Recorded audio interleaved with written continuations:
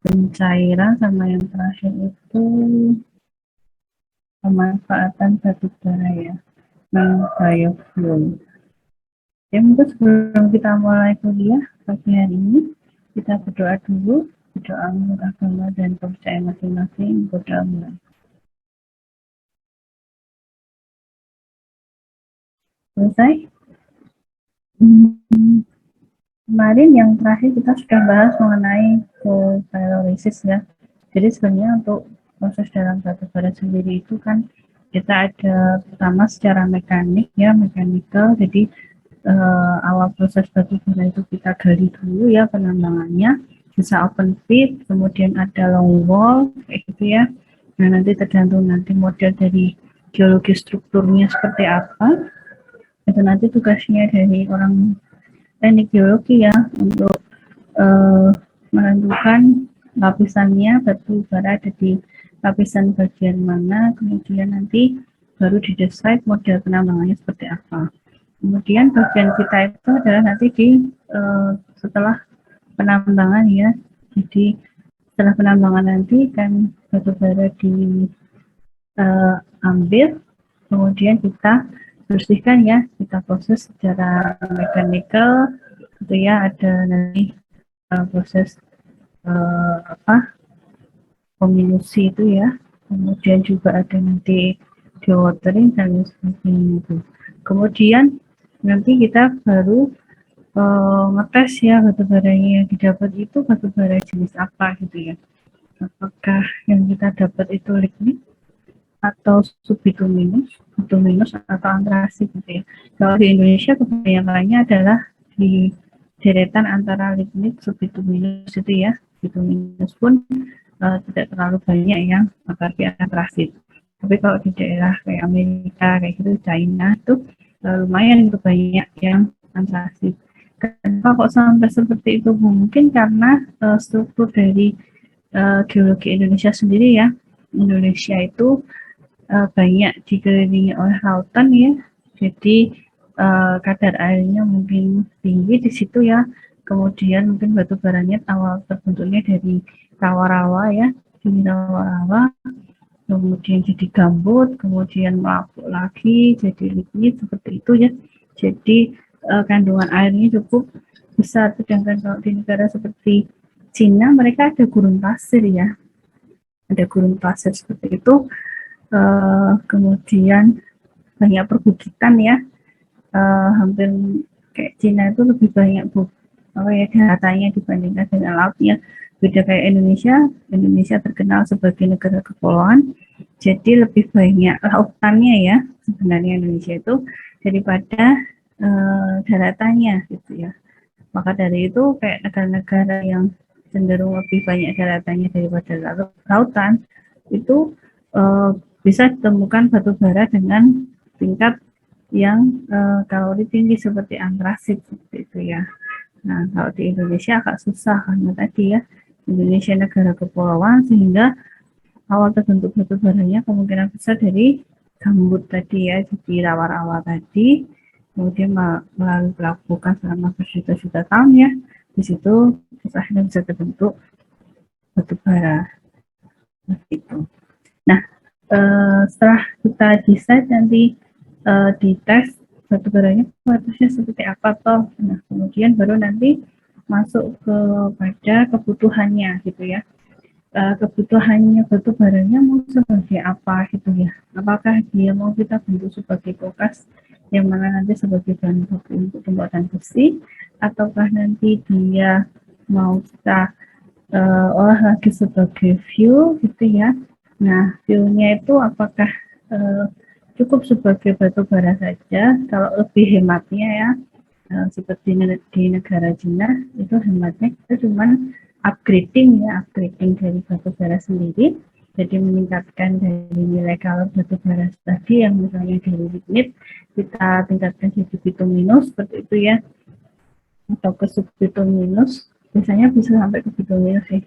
Jadi nanti kita tingkatkan nilai kalornya, kemudian langsung kita pakai sebagai bahan bakar gitu. Tapi Indonesia sendiri concern dengan lingkungan ya. Alhamdulillahnya kita meskipun belum semua warga negara Indonesia itu concern dengan lingkungan, tapi sudah sebagian besar kita itu banyak melakukan campaign mengenai dengan lingkungan ya, karena ketika lingkungan kita rusak maka akan timbul bencana gitu ya. Lingkungan kita sendiri belum rusak aja, kemarin saya lihat di berita itu dalam periode berapa bulan ya, itu sudah ada sekitar berapa ribu bencana, sekitar 3.000 ya, 3.000 atau 5.000 bencana yang terjadi di Indonesia.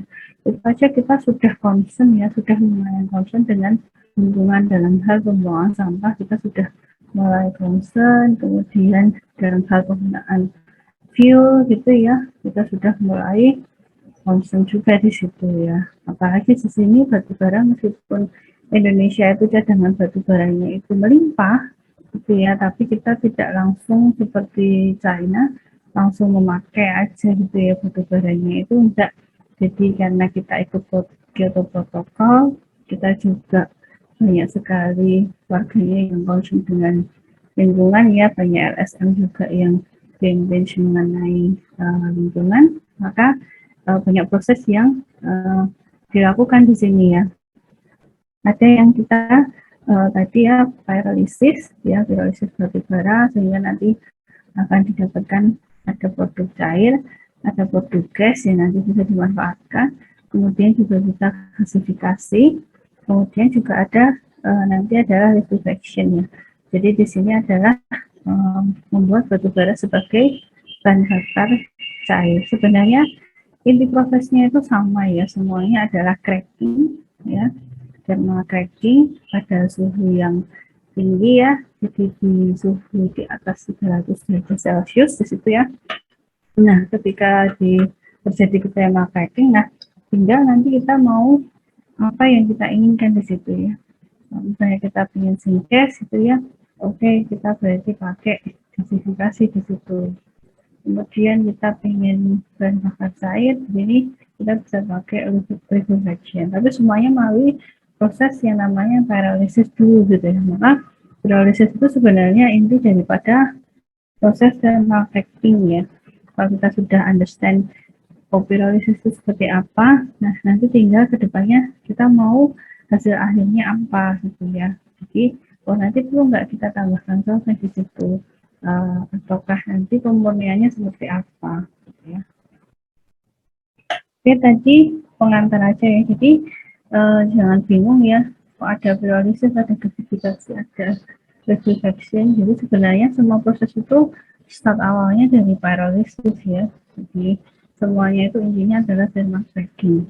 Jadi batubara itu kan strukturnya kompleks ya, seperti yang kemarin saya terangkan di pyrolysis itu ya, dia ada siklik, rantai siklik yang saling sambung menyambung, kemudian ada fungsi fungsionalnya ya, ada JOH, kemudian ada aldehyde juga di situ gitu ya, kemudian ether kayak gitu ya. Jadi ada etil yang masuk ke ikatan benzen, kemudian macam-macam ya kemarin itu. Nah, maka di situ perlu dilakukan cracking atau pemutusannya. Jadi yang tadi rantai panjang sekali dan berat molekul yang besar, kita putus ya menjadi hidrokarbon dengan rantai yang lebih pendek ya, karena berat molekul yang lebih kecil.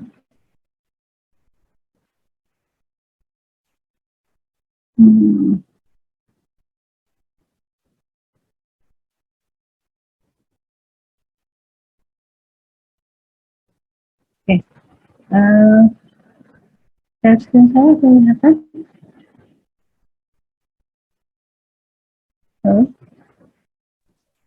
Sudah, Bu. Oke. Jadi sebenarnya nanti prosesnya itu sama ya dengan yang kemarin, hanya kita ingin mengambil oilnya ya di sini supaya nanti bisa dipakai sebagai bahan bakar.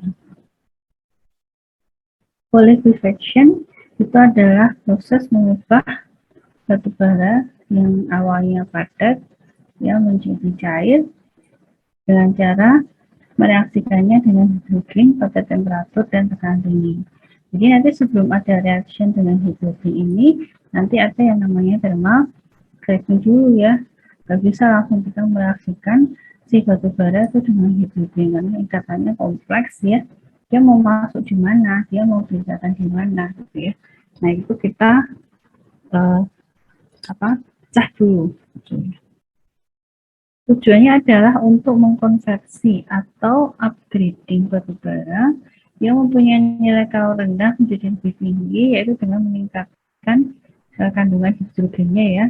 Jadi rasio hidrogen terhadap karbon itu diperbesar ya hidrogennya, sehingga akan diperoleh bahan bakar cair, di mana nanti dia itu mendekati seperti ini, mendekati solar, bensin, ataupun bahan bakar cair lainnya.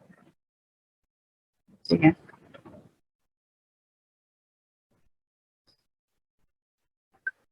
Kemudian lapisan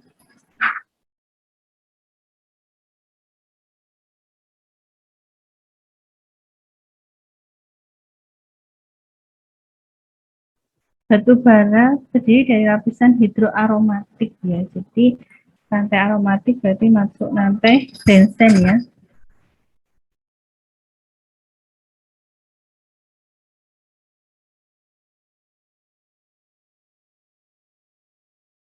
Masuk ke rantai benzen, di mana dia ada hidro, berarti dia ada ikatan OH di situ ya, dihubungkan dengan ikatan jembatan silang atau crosslink dengan gugus fungsional di sekitarnya. Jadi nanti ada gugus fungsional, bisa aldehid, bisa karboksilat, seperti itu ya.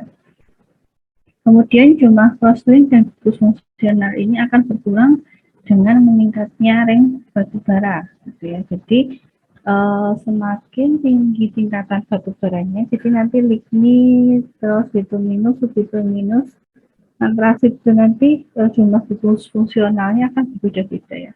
Karena ternyata di sini gugus fungsional itu nanti juga akan mempengaruhi daripada tingkat pembakaran batu bara ya. Jadi ketika batu bara dipanaskan itu ya, ketika banyak gugus fungsional, terutama model hidro ya, jadi ada OH di situ, maka dia akan kemarin ya, ada kandungan air yang terikat di situ ya, jadi nanti akan bisa melepaskan uap air atau H2O ya, yang mana nanti dia juga akan mengurangi daripada nilai kalor pembakaran dari batu bara. Gugus fungsional pada batu bara merupakan komponen yang reaktif yang merupakan penyalaan ini ya. Jadi ada hidrogen, nitrogen, oksigen, dan sulfur ya. Kemudian struktur batu bara yang kompleks ini harus dipecah untuk membentuk produk yang lebih ringan dan kaya akan hidrogen.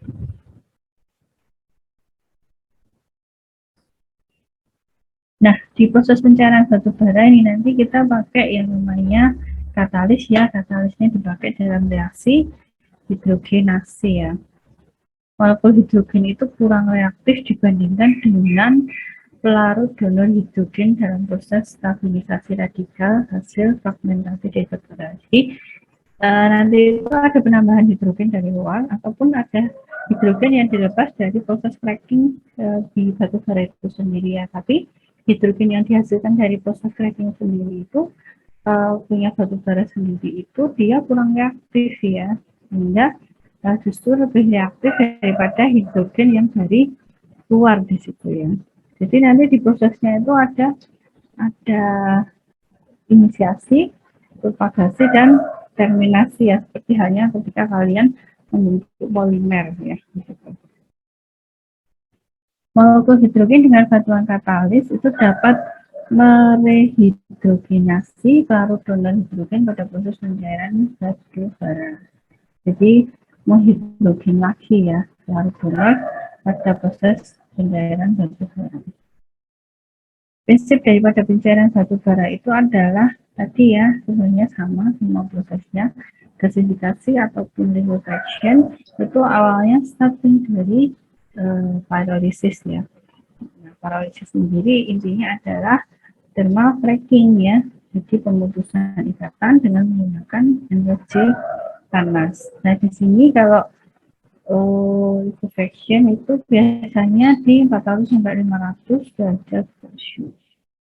Itu nanti batu bara akan sudah mulai membentuk suatu cairannya. Jadi struktur batu bara itu akan dipecah jadi lebih kecil, ya. Ikatan organik itu akan dipecah dengan lebih kecil, ya, sehingga nanti akan terbentuk cairan.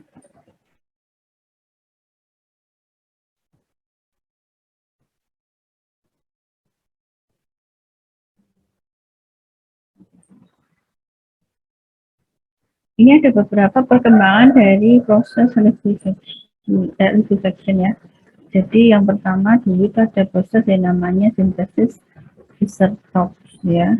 Jadi si Franz Fischer sama Hans Tropsch itu tahun 1930 dia menemukan teknologi likuifaksi, ya, di mana merupakan sintesis daripada karbon monoksida, ya, dengan hidrogen menjadi produk hidrokarbon atau disebut dengan senyawa hidrokarbon sintetik atau synthetic oil. Synthetic oil banyak digunakan sebagai bahan bakar untuk industri yang mesin peralatan industri, terutama pengganti daripada diesel oil, ya, atau kebutuhan pelumas, atau bisa dengan synthetic oil dengan berat molekul yang tinggi, itu nanti bisa kita pakai sebagai lubrikan.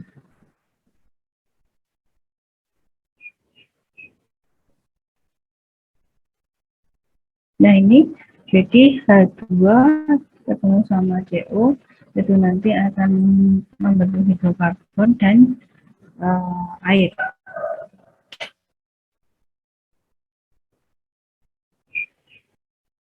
Kemudian ada proses Bergius, ya, merupakan pencairan batu bara secara langsung, ya, atau direct liquefaction. Nah, itu merupakan hydrocracking dengan bantuan katalisator. Namanya hydrocracking, ya, berarti pemecahan dengan bantuan ada air di situ, ya, ada hidro di situ, ya. Jadi model hidrotermal seperti itu. Prinsip dari DCA adalah mengintroduksi gas hidrogen ke dalam struktur batu bara agar rasio C dan H-nya itu menjadi kecil sehingga terbentuk senyawa hidrokarbon dengan rantai yang lebih pendek, ya.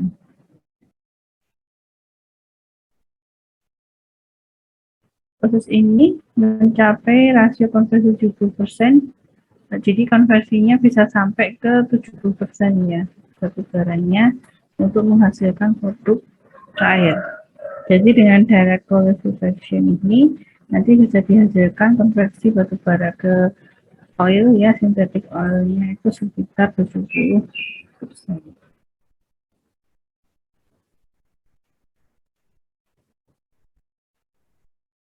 Kemudian faktor-faktor yang menjadikan proses direct liquefaction itu sangat bervariasi.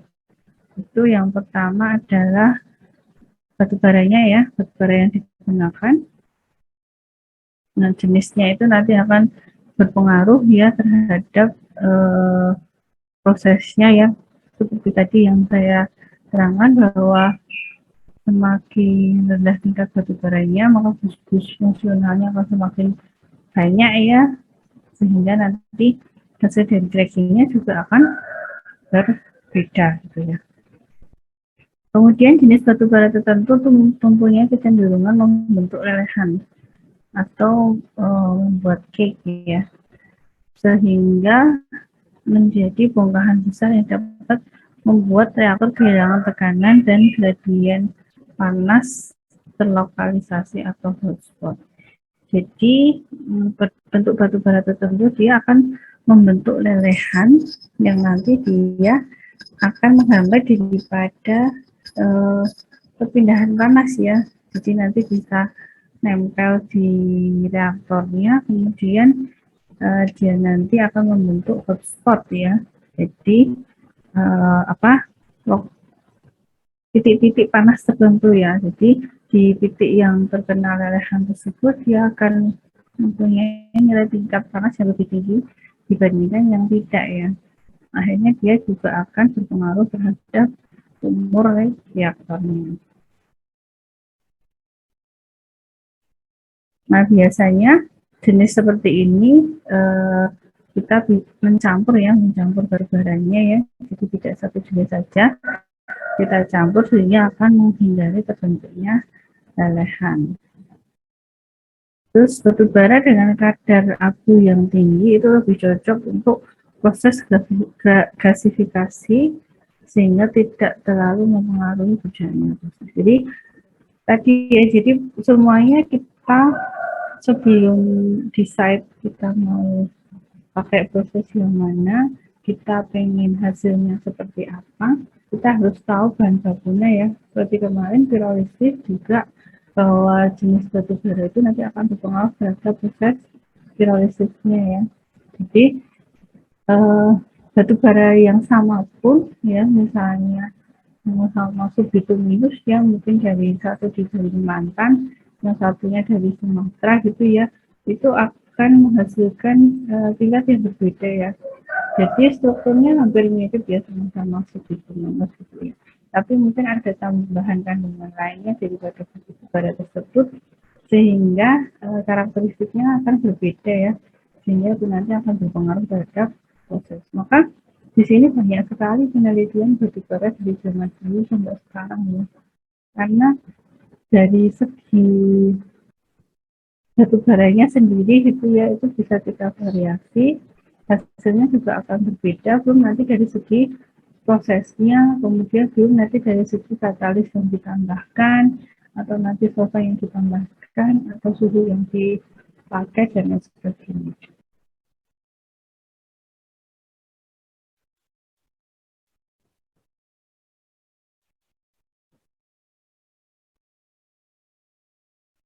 Kemudian yang terakhir itu adalah pengembangan dari NEDO ya, New Energy Development Organization.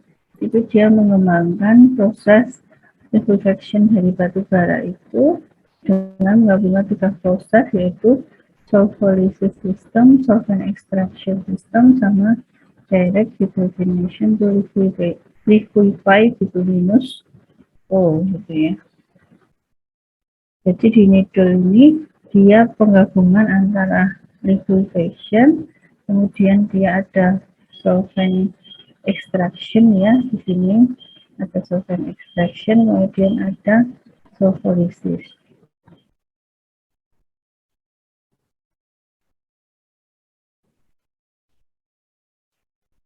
Yang keempat adalah broncho-liquefaction technology. Jadi teknologi pencarian batu bara untuk meningkatkan kualitas batu bara yang rendah menjadi yang lebih tinggi. Ini kayak tugasnya kemarin ya, upgrade bronco ya. Jadi hampir mirip, tapi ini bronco liquefaction ya. Jadi dia membentuk batu bara cair dari batu bara coklat ya di sini, untuk meningkatkan daripada kualitas batu bara sebagai bahan bakar. Yang pertama dilakukan itu adalah memisahkan kandungan airnya ya. Jadi bisa dengan apa itu, menguapkan air yang ada pada batu bara itu sendiri ya. Itu jadi air yang terutama air di permukaan dan juga air di pori-porinya ya, di kapiler batu bara itu dihilangkan dulu ya. Yang kedua, melakukan proses pencairan, di mana hasil produk minyak yang dicairkan ditingkatkan dengan menggunakan katalisator. Kemudian dilanjutkan dengan proses hidrogenasi, di mana heteroatom pada minyak batu bara cair dipisahkan untuk memperoleh bahan bakar yang bermutu tinggi, kerosin dan bahan bakar lainnya. Jadi setelah tadi dipisahkan waternya, kemudian dia di liquefaction ya. Di sini nanti akan dihasilkan bahan bakar cairnya ya, synthetic oil. Kemudian nanti dia synthetic oilnya akan ditingkatkan ya, menggunakan katalisator dengan proses hidrogenasi ya di sini.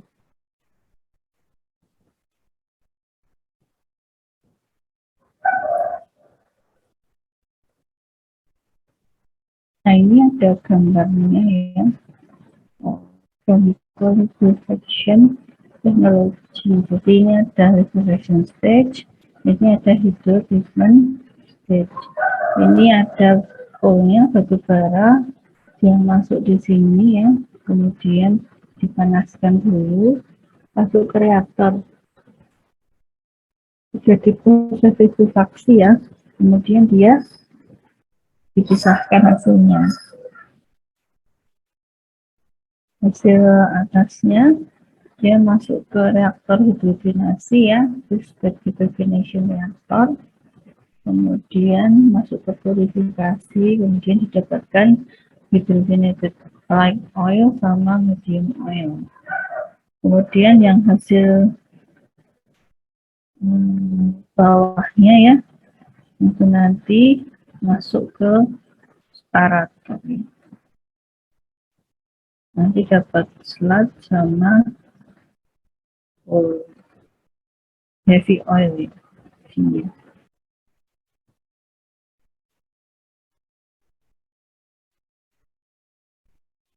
Ada 4 cara pada proses pencairan batu bara.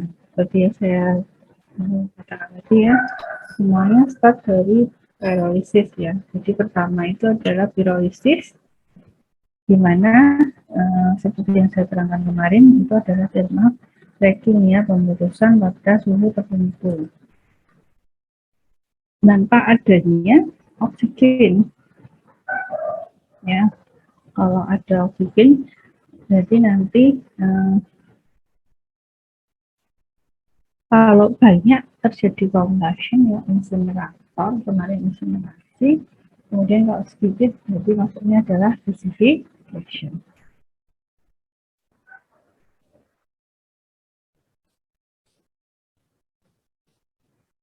Nah, dalam proses ini akan didapatkan gas metan yang lebih banyak dan harang yang dihasilkan itu akan menjadi kokas ya. Kokas ini nanti bisa untuk briket, bisa juga nanti kalian pakai sebagai bahan baku untuk pembuatan besi baja.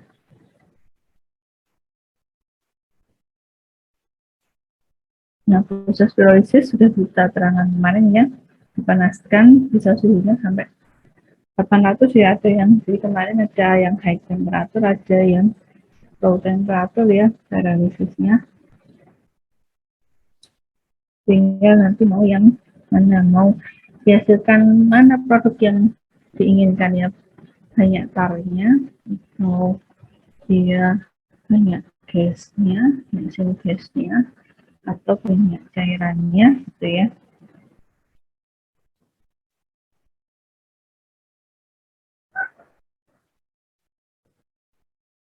Kemudian setelah pyrolysis ada solvent ekstraksi ya, jadi ekstraksi daripada solvent, batu bara itu akan dicampur dengan solvent ya untuk menghasilkan cairan dengan adanya transfer hidrogen dari solvent ke batu bara atau dari gas hidrogen ke batu bara. Jadi di sini nanti batu bara dicampur dengan solvent. Namanya juga solvent ekstraksi ya. Jadi nanti di sini ada ekstraksi menggunakan solvent, di mana batu bara dicampur dengan solvent. Nanti ada transfer hidrogen di situ ya. Transfer hidrogen ke batu bara. Tadi ya yang dikatakan, jadi di cracking nanti ada hasil samping hidro, ada hasil gas hidrogen dari proses awalnya tadi pyrolysis, terus ataupun nanti ada donor hidrogen daripada solvent nanti. Karena intinya nanti adalah untuk meningkatkan memperkecil rasionya ya, jadi meningkatkan kandungan hidrogennya sehingga rasio hidrogen ke karbonnya itu lebih tinggi hidrogennya ya dibandingkan dengan kemudian ada catalytic liquefaction, penggunaan katalis untuk menambah hidrogen ke batu bara. Jadi tadi ada solvent, di mana solventnya itu nanti bisa sebagai donor hidrogen. Kemudian untuk mempercepat daripada proses transfer dari hidrogen ke batu bara, maka ditambahkan di situ adalah katalis. Nah, katalisnya bisa iron oxide, zinc chloride, tin chloride, dan lainnya.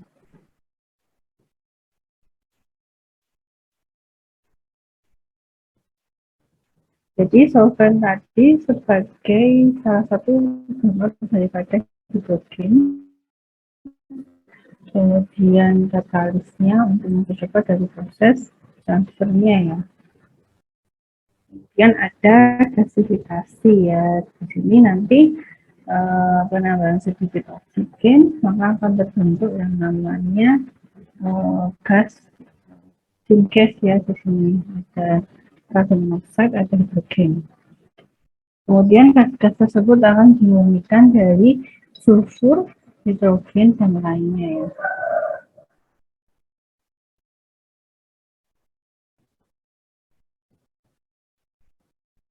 Jadi bara ditambang, kemudian preparasinya sampai yang kemarin itu ya ada kombinasi, ada filtering seperti itu ya. Terus kemudian dia masuk ke proses pyrolysis. Kalau berhenti di pyrolysis saja nanti keluarannya adalah hidrokarbon.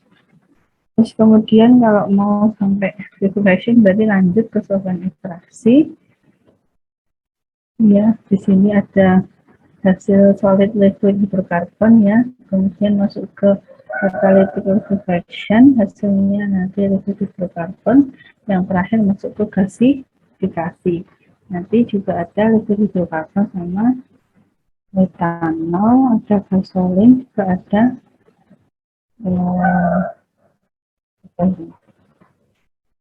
methanation, berarti ada high gas ya. Ini di sini ada gas dengan yang tinggi.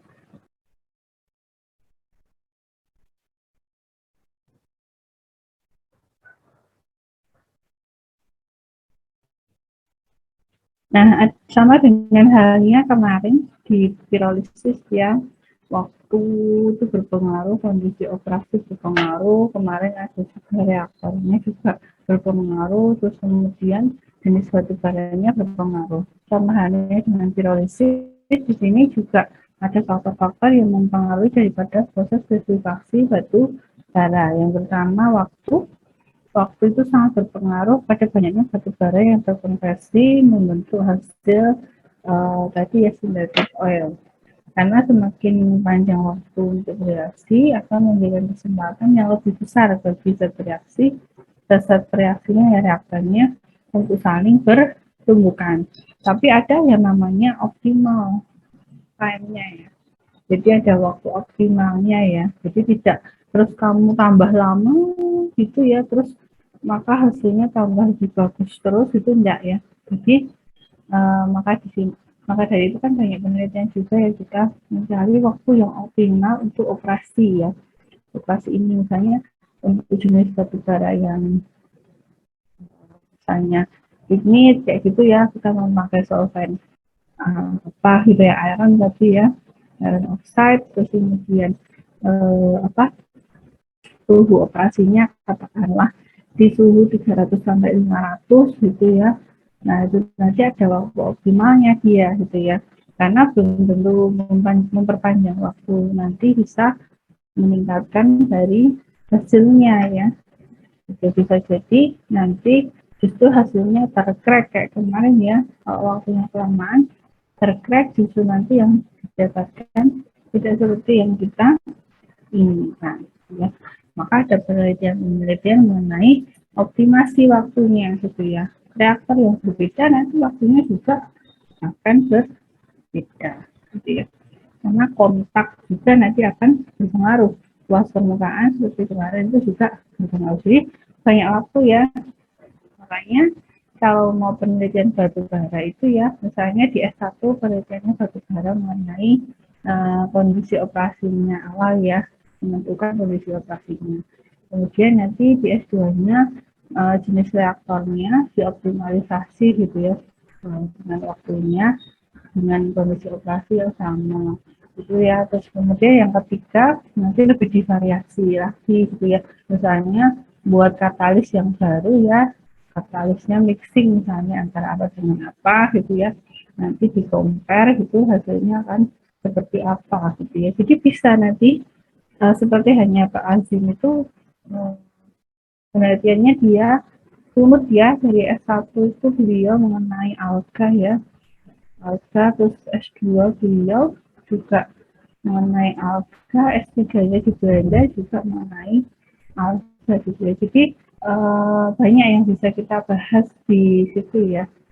Jadi tinggal kalau misalnya nanti kalian ada yang pengen, saya pengen jadi dosen gitu ya. Oke, jadi dari sekarang di decide kalian mau fokus yang mana gitu ya. Saya sendiri ini masih bingung ya, jadi curhat ini ya, karena saya S1 itu saya penelitiannya mengenai proses ya, mengenai ekstraksi gitu ya, teknologi proses, kemudian S2-nya saya mengenai safety gitu ya.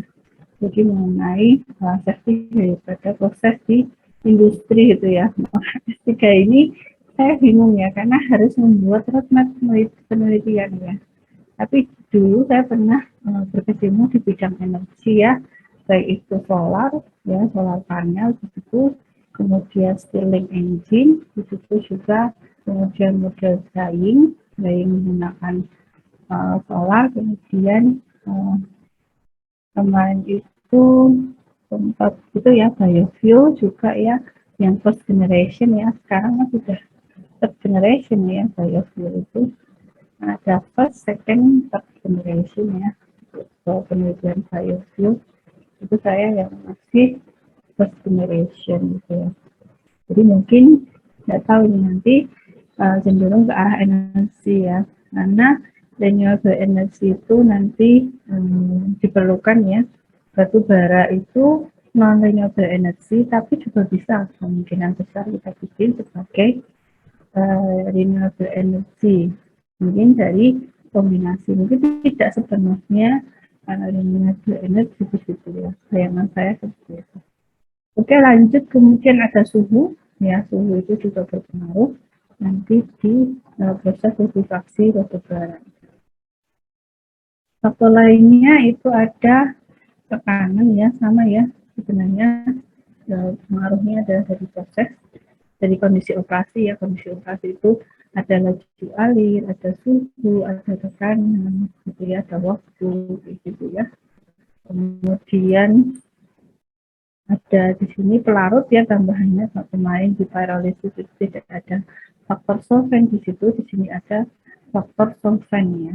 Jadi sifat pelarut itu berpengaruh besar terhadap hasil cairan yang akan diperoleh dari proses likuifaksi dari batu bara. Nah, maka harus ada pertimbangan ya di sini. Jadi pemilihan pelarutnya itu yang pertama dapat melarutkan batu baranya dengan baik ya. Kemudian membantu pelarutan hidrogen ya, sehingga memudahkan perpindahan massa hidrogen menuju ke katalisator dan batu bara gitu ya. Kemudian berperan dalam proses hidrogenasi batu bara dan sebagai donor H. Jadi selain dia itu membantu perpindahan massa hidrogen tadi ya, tapi dia juga sebagai donor dari wadah hidrogen itu sendiri ya. Jadi paling tidak solventnya itu nanti yang bisa menjadi donor, kemudian bisa melarutkan dan juga bisa membantu perpindahan massa.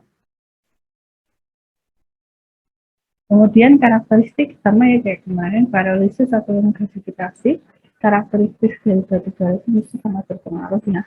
Banyak nggak kandungan sulfurnya, terus unsur fungsionalnya banyak enggak kayak gitu ya. Nah, itu nanti akan berpengaruh terhadap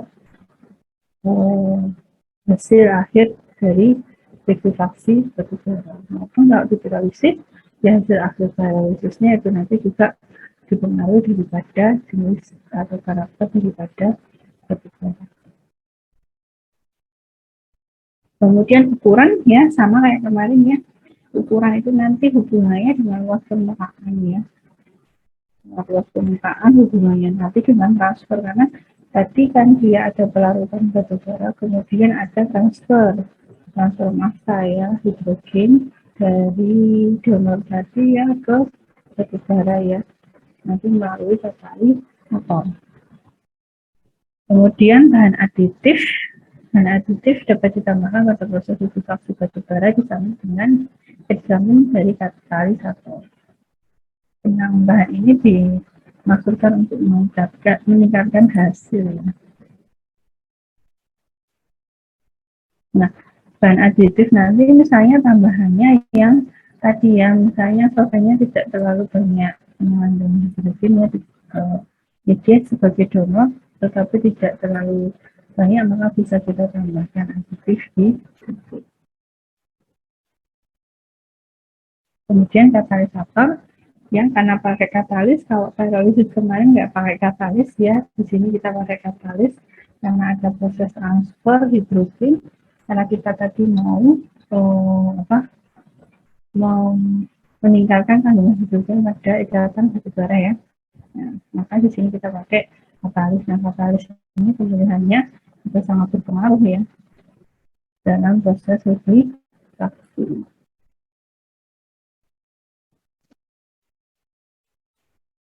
Kemudian rasio batu bara per larut ya, karena ada ekstraksi menggunakan solvent ya, di mana-mana ketika kita melakukan ekstraksi dengan solvent maka ada rasio di situ ya, perbandingan antara tumpahnya dengan solventnya. Di sini batu bara dengan solventnya.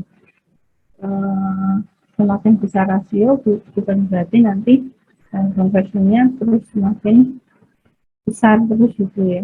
Jadi ada optimal rasionya.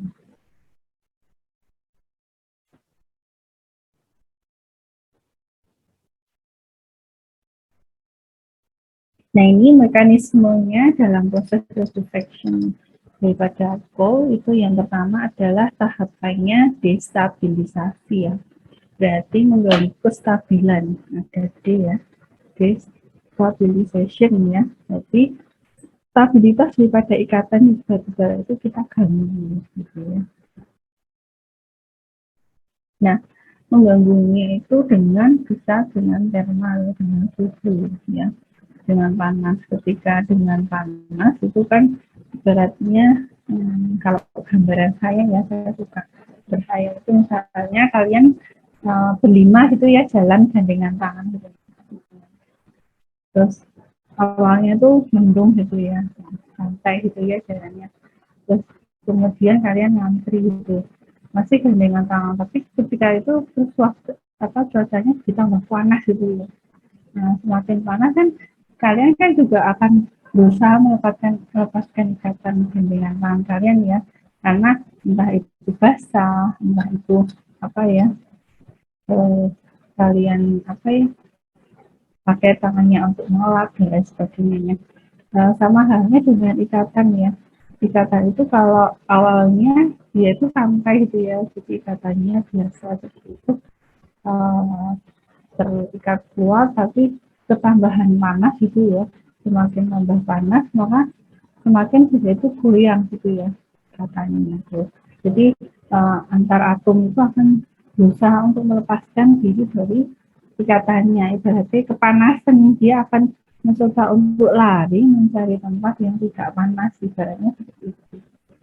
Nah, di sini juga sama ya, jadi destabilisasi itu dilakukan, jadi mengganggu ikatan tadi itu dengan menambahkan panas di situ ya. Prosesnya di 200 sampai 300 ya. Di sini ikatannya akan melemah ya, belum terkrek tapi melemah ya di sini, sehingga ada larut itu bisa masuk ke pori-pori dari molekul ya. Jadi kan tadi agak longgar itu. Jadi awalnya misalnya dempetan, kemudian panas jadi agak longgar ya jaraknya itu. Nah, ketika jaraknya agak longgar tapi ikatannya masih ada ya, di situ masih pegangan.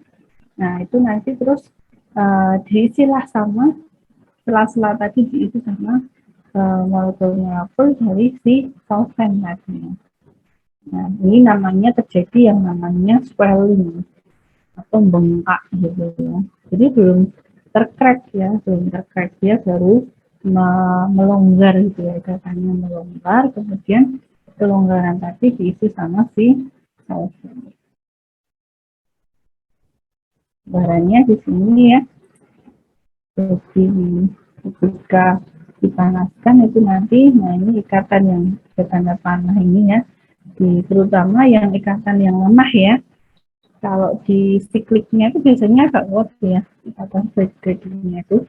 Nah yang lemah-lemah itu adalah ikatan di gugus fungsionalnya ya di sini. Di antar gugus fungsional itu ikatannya lebih lemah dibandingkan dengan ikatan di sikliknya ya, sehingga nanti di antar gugus fungsional tadi katanya akan melemah ya, akan melonggar, jarak antar partikelnya akan lebih besar ya, sehingga nanti akan diisi oleh gugus fungsional.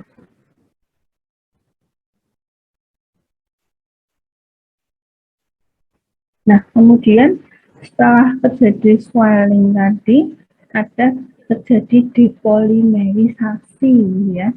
Kalau polimerisasi itu kan penggabungan yang molekul-molekul kecil ya, berat molekul kecil atau monomer ya, itu bergabung jadi satu yang membentuk polimer gitu ya. Nah, kalau di sini namanya depolimerisasi. Jadi dari yang berat molekul yang besar itu justru terpecah menjadi berat molekul yang lebih kecil ya. Jadi dari polimer ke monomer-monomernya gitu ya. Jadi di sini dinamakan juga proses pengolahan panas atau thermal cracking ya. Disinilah terjadi depolimerisasi atau juga inti daripada proses pirolisis ya. Itu adalah disini thermal cracking. Jadi batu bara itu yang sudah mengalami pembakaran tadi ya, jadi karena apa, destabilisasi tadi dia membengkak gitu ya, kemudian ditambah panasnya digunakan lagi sehingga dia tercrack di sini ya, terpecah ya, makanya namanya depolimerisasi. Dengan bantuan panas dan juga katalis itu akan membantu memutuskan ikatan antar molekul dari batu bara.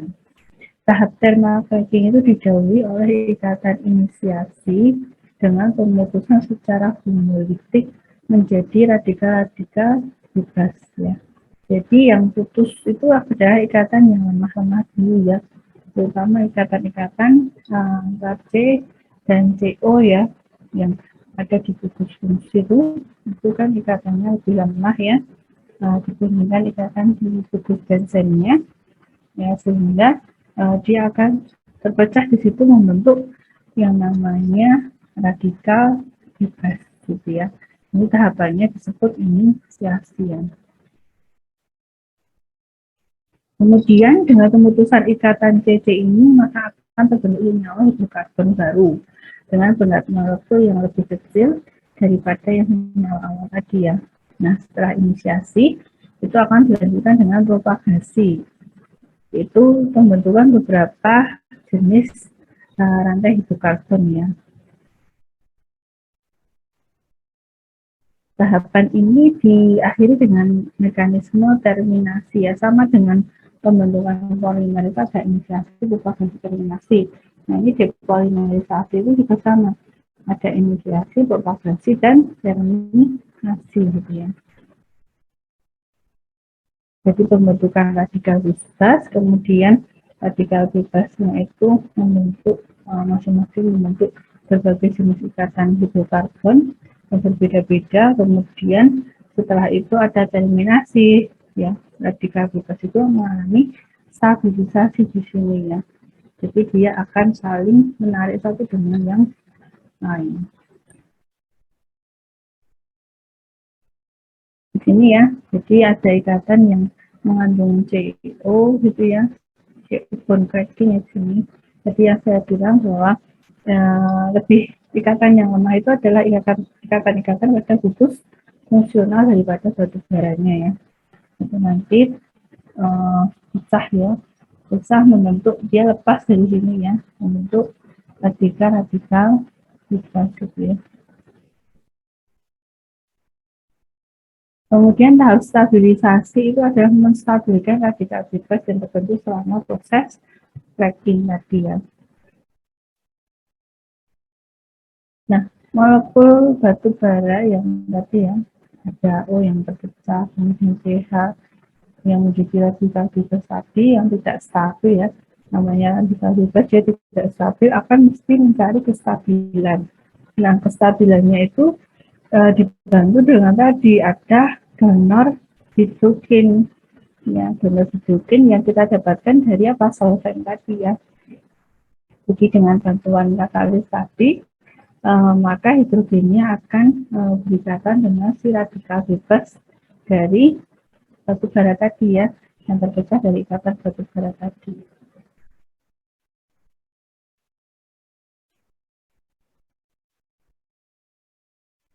Selain memberikan donor hidrogen, juga berkontribusi membentuk radikal lainnya yang akan berikatan dengan radikal hasil proses demarcating sehingga dapat saling menstabilkan. Jadi nanti dia bisa hidrogen dari solvent itu masuk, atau nanti dia membentuk radikal bebas dengan tadi ya senyawa yang jadi senyawa dari cracking tadi kan ada ini, jadi ada penghasilan radikal bebas, ada yang nanti membentuk radikal bebas yang baru dengan hidrogen, ada yang nanti sudah mencapai proses kestabilan dengan adanya hidrogen yang berikatan dengan dirinya gitu ya.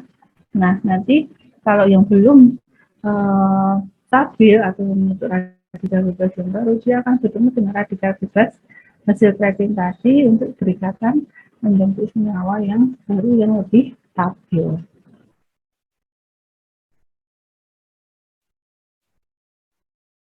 Ya ini ya, misalnya di sini ada radikalnya O, jadi ketemu dengan H, jadi H, kemudian di sini radikalnya ketemu dengan H, H, tiga ini ya. Jadi radikal yang satu ketemu dengan radikal yang lain, terus ketemu dengan hidrogen di sini menjadi senyawa baru yang stabil.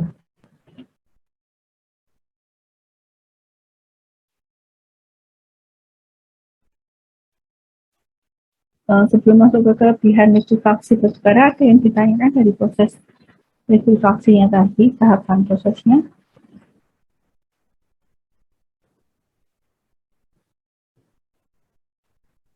Halo?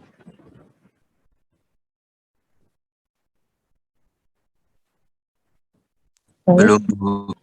Belum, Bu.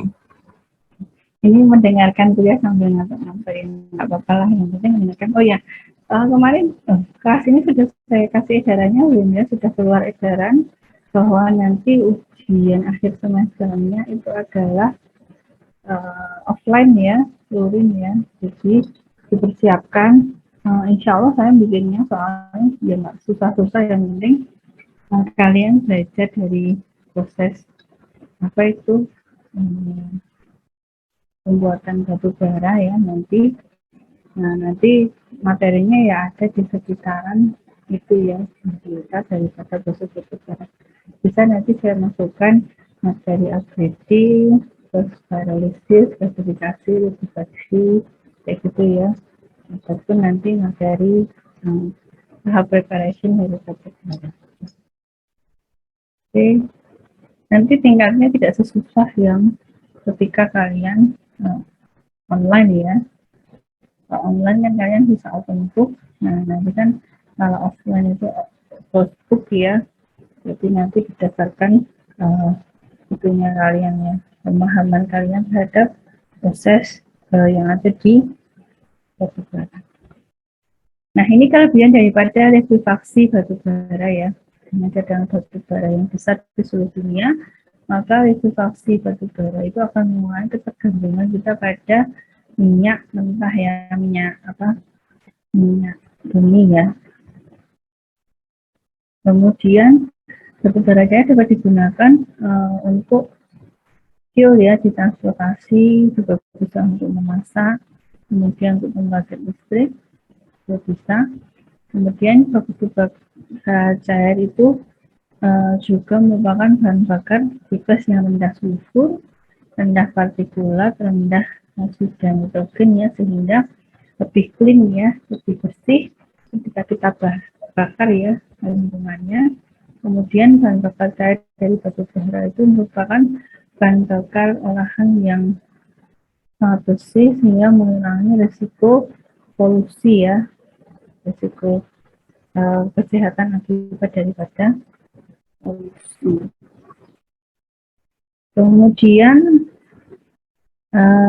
prosesnya itu akan lebih ekonomis jika harga minyak bumi itu di atas $35 per barel ya. Nah, karena harganya itu fluktuatif ya minyak bumi, kayak sekarang itu harganya naik karena perang Rusia Ukraina ya, jadi meroket harganya minyak bumi ya. Indonesia sendiri kemarin dihentikan kapalnya Pertamina ya ketika mau mengambil minyak dari Rusia, dihentikan gitu ya. Tapi kita ada alibi di situ, kita sudah punya perjanjian kerja dengan Rusia terkait impor ekspor daripada minyak sebelum adanya perang dengan Ukraina gitu ya. Jadi kita hanya melanjutkan itu ya perjanjian kerjasamanya aja ya. Kalau toh kita dihentikan oleh negara lain, kalau toh perjanjian kerjasamanya harus berhenti, bukan salah kita gitu ya.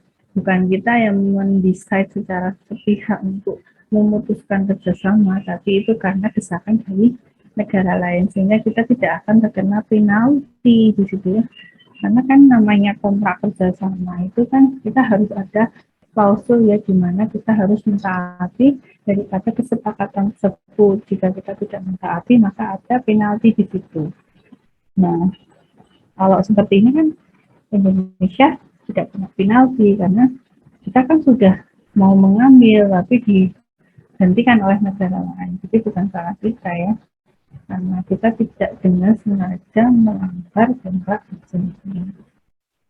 Nah, karena batu bara harga minyak bumi itu fluktuatif, nah maka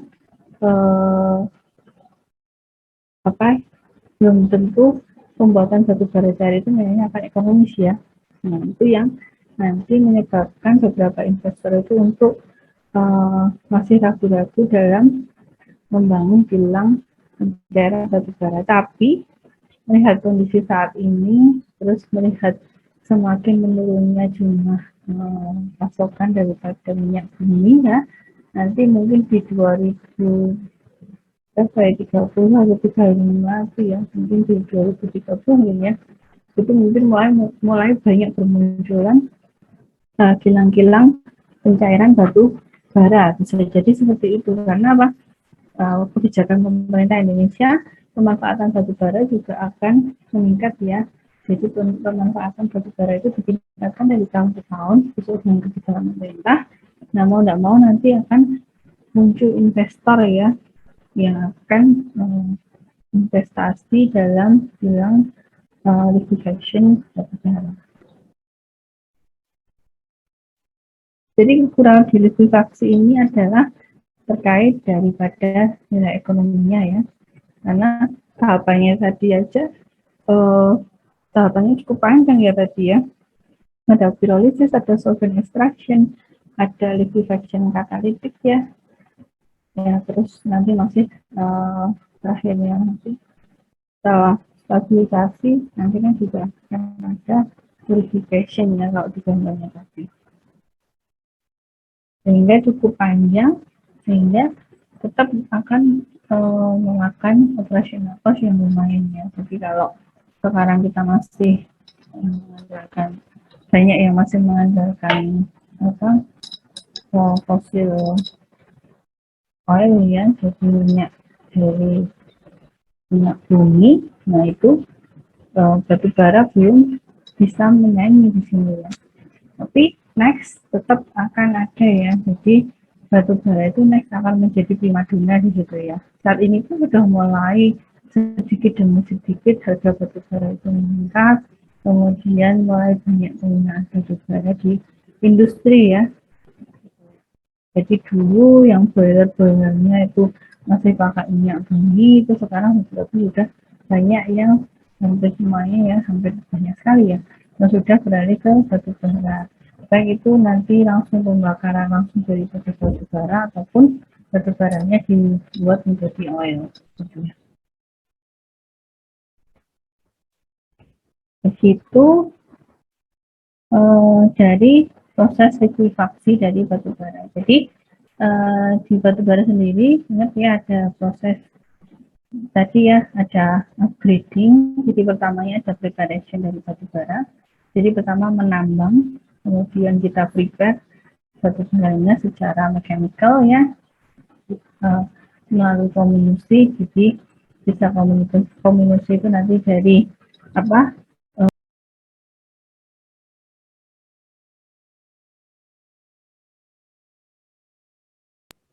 Kombinasi itu nanti dari itu casing gitu ya, grinding, screening kayak gitu ya kalau batu bara. Tidak sedetail kombinasi dari mineral lain, ada yang mineral lain kombinasinya lebih.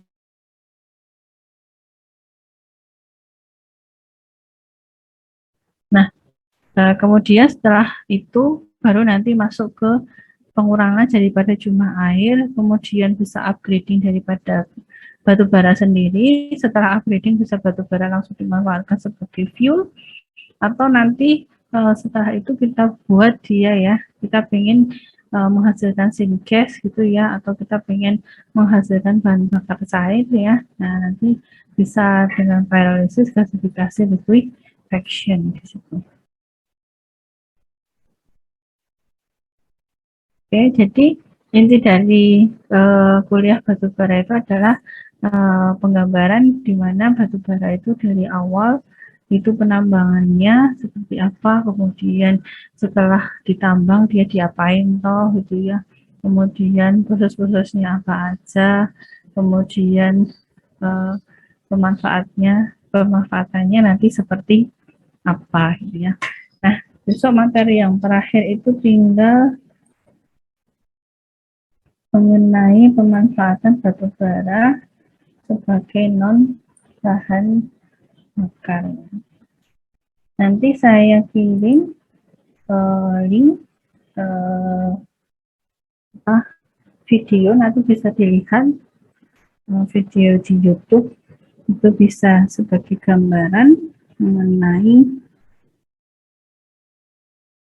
liquefaction. Saya kirim di nah, nanti bisa dilihat videonya kalau misalnya kalian masih kurang jelas untuk gambarannya, liquefaksi itu seperti apa. Itu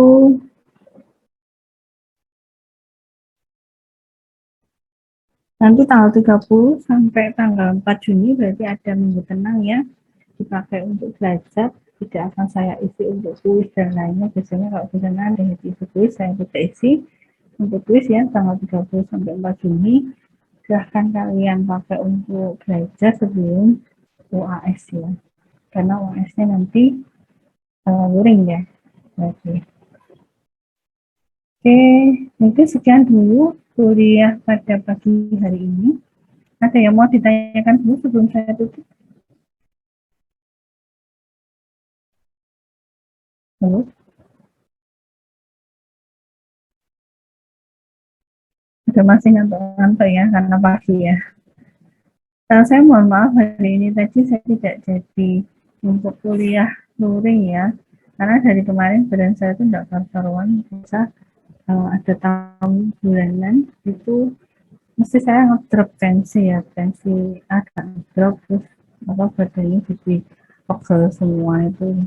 Jadi akhirnya saya memutuskan untuk tidak kuliah secara luring, karena besok pagi juga saya ada menjaga ujian TBK ya, TBK ujian masuk untuk mahasiswa baru ya, dari pagi sampai sore gitu. Maka dari itu hari ini saya kuliah dari rumah, sekalian juga istirahat, semoga besok pagi sudah agak enakan ya badannya, jadi saya bisa ikut yoga TBK.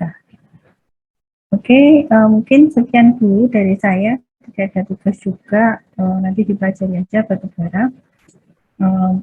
Dipelajari ya tentang pirolisis itu seperti apa, step-stepnya, kemudian gasifikasi, likuifaksi, kemudian juga upgrading itu jenisnya seperti apa, gitu yang mungkin nanti akan saya bawakan di ujian akhir semester.